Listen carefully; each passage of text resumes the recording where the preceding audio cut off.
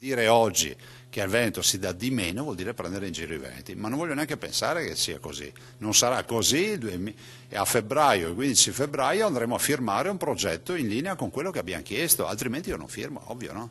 E i veneti lo sanno già, non vado a firmare progetti anacquati. È chiaro il presidente del Veneto: o il governo concede le 23 materie chieste o non ci sarà nessuna firma sull'autonomia. Una presa di posizione ferma che arriva dopo le parole del premier Giuseppe Conte, che durante la conferenza stampa di fine anno, a proposito della riforma, aveva detto: lo Stato non trasferirà tutte le competenze, i livelli essenziali dei servizi saranno garantiti a tutto il Paese.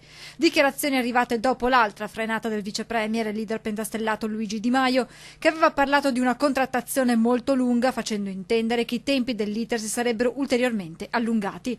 Affermazioni che hanno allarmato chi da subito si è schierato a favore dell'autonomia, appoggiando il referendum e auspicando poi un'accelerazione dei lavori. Abbiamo fortemente spinto per questo, abbiamo appoggiato il referendum e ci abbiamo anche messo la faccia in primis per appoggiare.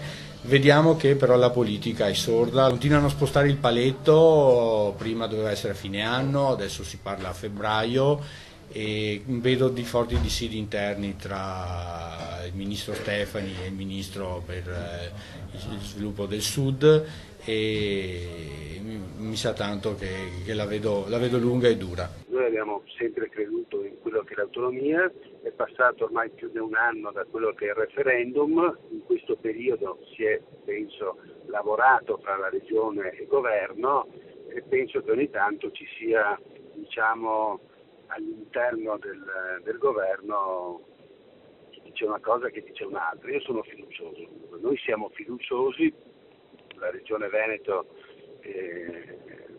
ha necessità anche di questo. C'è chi si è rassegnato a veder slittare ulteriormente l'accordo e chi invece crede ancora che si arriverà alla firma dell'intesa, ma su una cosa tutti concordano: l'autonomia è un passo importante per il Veneto e non deve essere vista come un'azione contro le altre regioni.